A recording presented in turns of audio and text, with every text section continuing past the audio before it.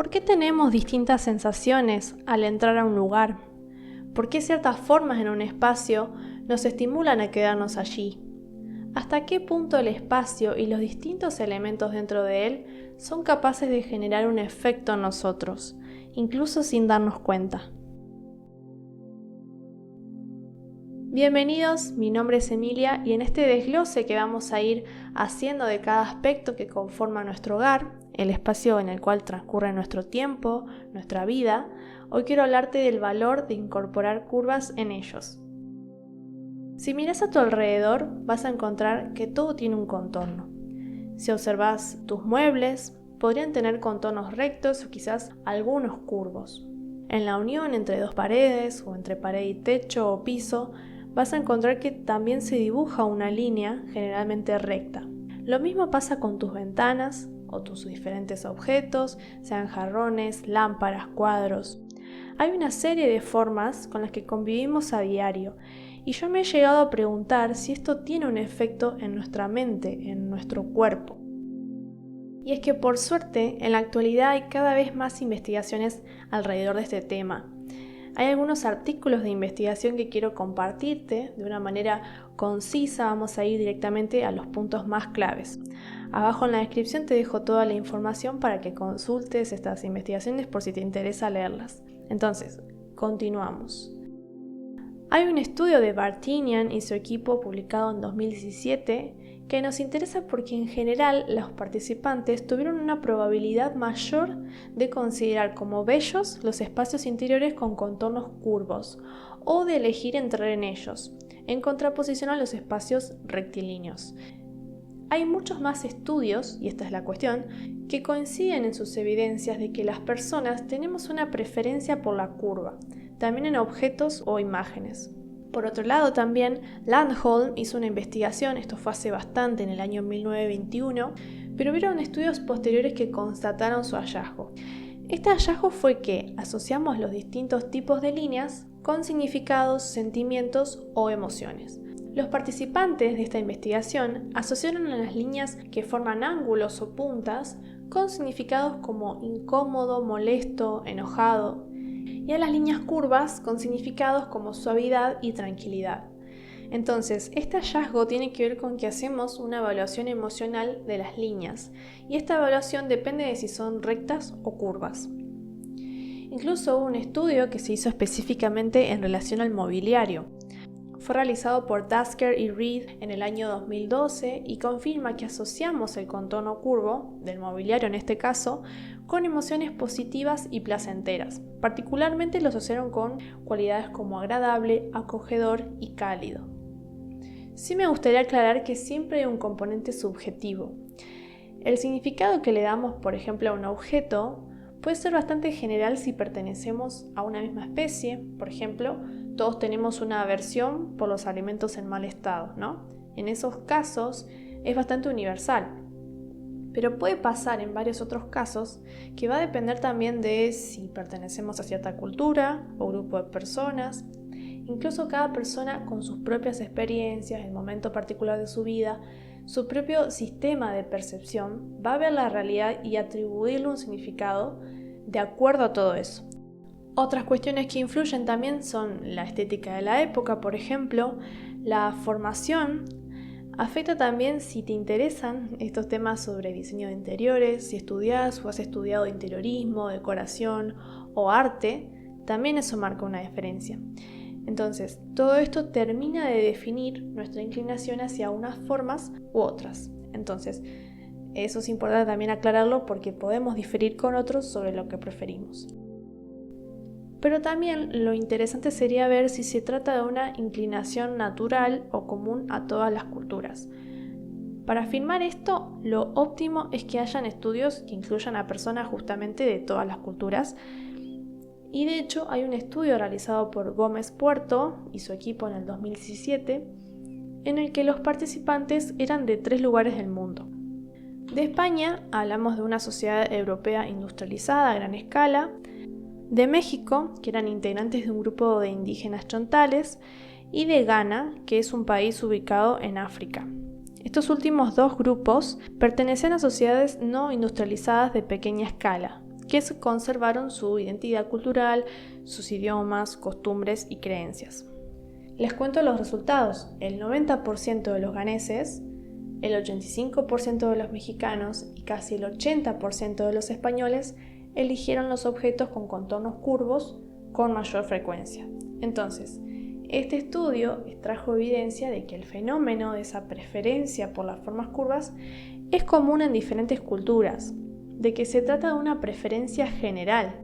Como dijimos anteriormente, no quiere decir que todo el mundo prefiere la curva. De hecho, el 17% del total de participantes eligió la mayoría de veces objetos con contorno no curvo. Pero como fuimos viendo, hay muchos estudios que respaldan esta inclinación natural hacia la curva. Es algo que se observó de forma consistente en gran cantidad de estudios. Yo solo menciono algunos. Y bueno, de hecho también hay investigaciones con recién nacidos, con niños. Pero ¿por qué se da esto? ¿Hay un mecanismo por detrás que modula nuestras preferencias? Porque no es lo mismo que decir hay mucha evidencia de que tenemos una preferencia por los alimentos en buen estado y una aversión natural por los alimentos en descomposición, porque es bastante lógico. O sea, esa preferencia nos ayuda a nutrirnos y nos permite prevenir enfermedades, ¿no? Pero en el caso de la curva se nos hace mucho más curioso el por qué. Entonces, vamos a ir un poco más allá de la superficie. Hay dos grandes enfoques para darle sentido a esto que sucede. Hay tanto evidencia de que se trata de un rechazo por los contornos en punta, como de una preferencia por la curva por lo que la caracteriza en sí misma, ¿sí? De forma intrínseca. Vamos a ir primero con este enfoque sobre un posible sesgo negativo hacia las formas o contornos en punta. Hay un estudio de Barr y Nita que se publicó en el 2007. Lo interesante es que encontraron que los objetos con contornos en punta se percibían como más amenazantes. Hay toda una corriente evolucionista, antropológica, que estudia cómo el cerebro humano tuvo que ir evolucionando para procesar los estímulos del entorno. Este fenómeno de la curva entonces podría tener que ver con una adaptación que tuvimos que hacer para sobrevivir. ¿Qué sucede? Que en nuestro pasado, el hombre primitivo necesitaba aprender a detectar y evitar amenazas. En este caso que hablamos de formas con puntas, por lo general representaban cierto peligro. Pensemos en las espinas de una planta o los dientes de un animal. Entonces, a medida que nos encontrábamos con este tipo de estímulos, nos fuimos configurando para percibir esa amenaza, porque de lo contrario no hubiéramos actuado a favor de nuestra supervivencia. Nos hubiéramos quedado ahí quietos frente a un tigre, por ejemplo. Y a su vez, comenzamos a guardar esto en nuestra memoria para el futuro. Entonces, cada vez que viniera de nuevo un tigre, tendríamos la posibilidad de detectar el peligro y reaccionar con más rapidez, y esto aumentaría mucho más nuestra probabilidad de sobrevivir. Y esa memoria se fue grabando en nuestra biología. Entonces, si lo vemos desde esta óptica antropológica, de alguna manera esa asociación forma parte de nuestra predisposición biológica, lo cual hace que tendamos a seguir asociando este tipo de formas con una amenaza. Hablamos de que hay un posible factor en nuestra biología. Entonces, vamos más allá. ¿Qué sucede en relación a la dinámica cerebral, a la química interna frente a estos estímulos?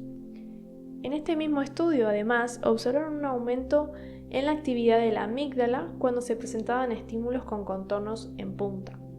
Les cuento brevemente, aunque puede que ya lo sepan. La amígdala es una estructura de nuestro sistema límbico, nuestro cerebro emocional, en la que se procesan gran parte de nuestras emociones. Está muy relacionada con el estrés, con el miedo y se activa frente a situaciones de amenaza, justamente.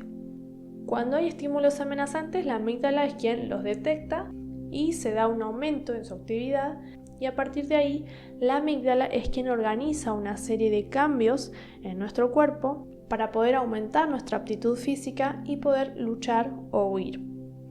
Pero la cuestión acá es que la amígdala también se puede activar frente a estímulos que no necesariamente representan una amenaza real para nuestra vida.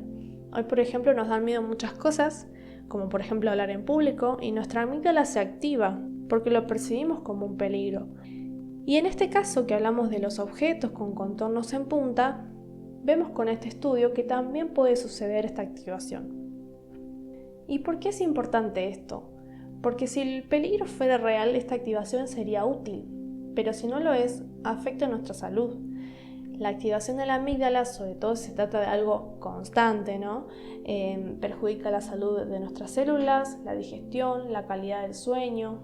A nuestro cerebro también, por ejemplo, afecta a capacidades como la toma de decisiones, el aprendizaje y la creatividad. ¿Y esto por qué sucede? Porque toda nuestra energía, nuestra sangre, se dirige hacia esos órganos o sistemas que son cruciales para correr, por ejemplo, como serían nuestros músculos o los pulmones.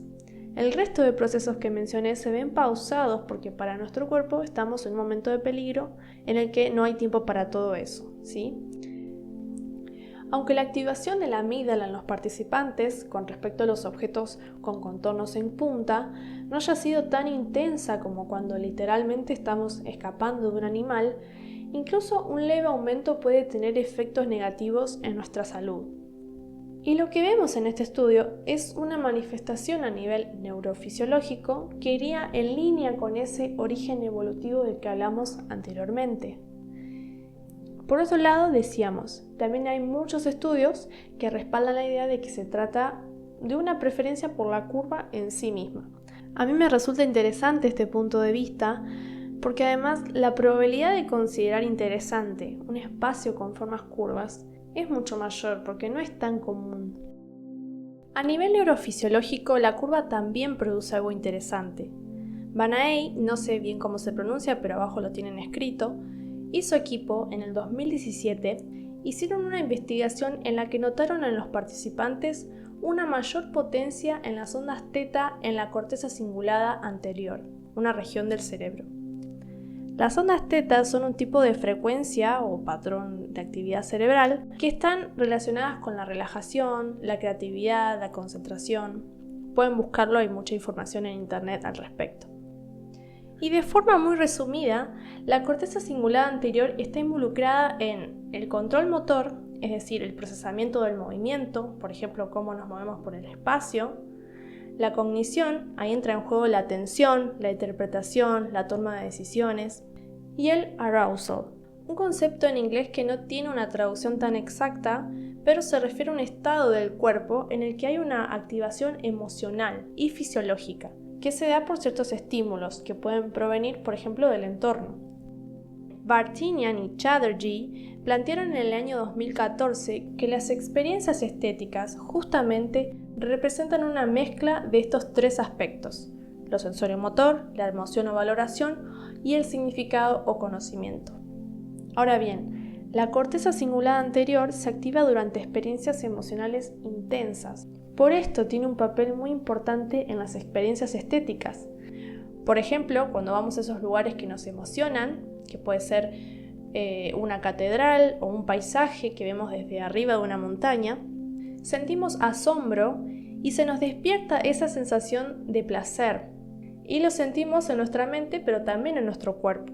Ahí estamos hablando de un nivel elevado de arousal, en el cual está implicada la corteza cingulada anterior que mencionamos. Todo esto sugiere que las formas curvas tienen el potencial de generar una experiencia estética placentera. En otra oportunidad vamos a desarrollar bien el concepto de experiencia estética, pero es para otro podcast o video si no se nos hace muy largo este. Y con respecto a nuestra determinación biológica y evolutiva, podemos ver que en la naturaleza, nuestro hábitat natural, por millones de años, porque en realidad el lapso de tiempo en el que como especie vivimos en las ciudades es demasiado corto en comparación, la mayoría de las formas son curvas. Pensemos en las hojas, frutos, las olas, el sol, el tronco de los árboles, ¿sí? Entonces, esa sensación de placer y confort que se genera en nosotros podría tener su origen en esa familiaridad que tenemos con la naturaleza. Y por último, no quiero dejar este aspecto afuera, la experiencia del espacio en el que vivimos o estamos o trabajamos es una experiencia multisensorial. Todos los sentidos son importantes.